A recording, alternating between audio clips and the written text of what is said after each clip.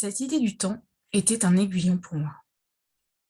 Elle me disait qu'il était temps de commencer, si je voulais atteindre ce que j'avais quelquefois senti au cours de ma vie, dans de brefs éclairs, et qui m'avait fait considérer la vie comme digne d'être vécue.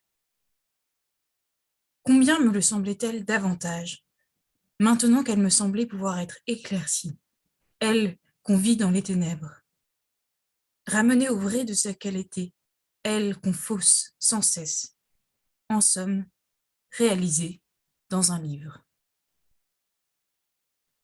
Que celui qui pourrait écrire un tel livre serait heureux, pensais-je. Quel labeur devant lui. Pour en donner une idée, c'est aux arts les plus élevés et les plus différents qu'il faudrait emprunter des comparaisons, car cet écrivain devrait préparer son livre minutieusement, avec de perpétuels regroupements de forces comme une offensive, le supporter comme une fatigue, l'accepter comme une règle,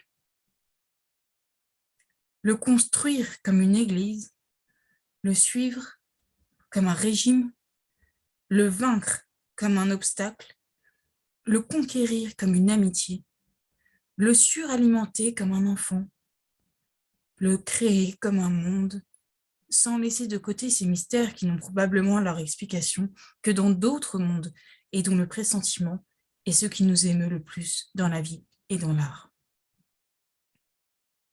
Et dans ces grands livres-là, il y a des parties qui n'ont eu le temps que d'être esquissées et qui ne seront sans doute jamais finies, à cause de l'ampleur même du plan de l'architecte.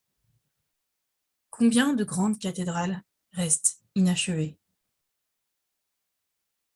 On le nourrit, on fortifie ses parties faibles, on le préserve.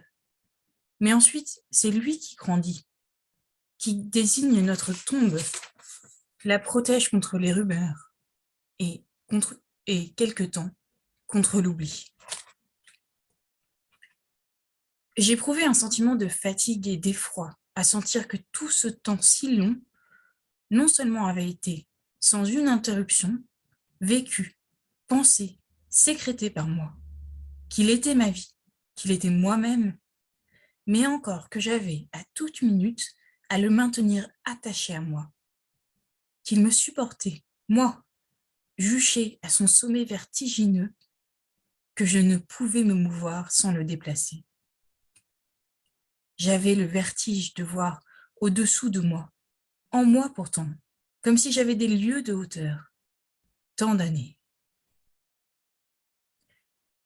Je venais de comprendre pourquoi le duc de Guermantes, dont j'avais admiré en le regardant assis sur une chaise combien il avait peu vieilli, dès qu'il s'était levé et avait voulu se tenir debout, avait vacillé sur des jambes flageolantes et ne s'était avancé qu'en tremblant comme une feuille, sur le sommet peu praticable de 83 années.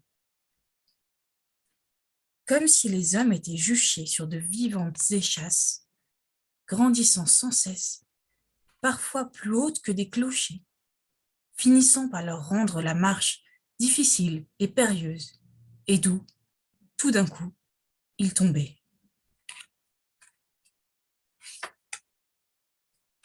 Victor Hugo dit « Il faut que l'herbe pousse et que les enfants meurent ».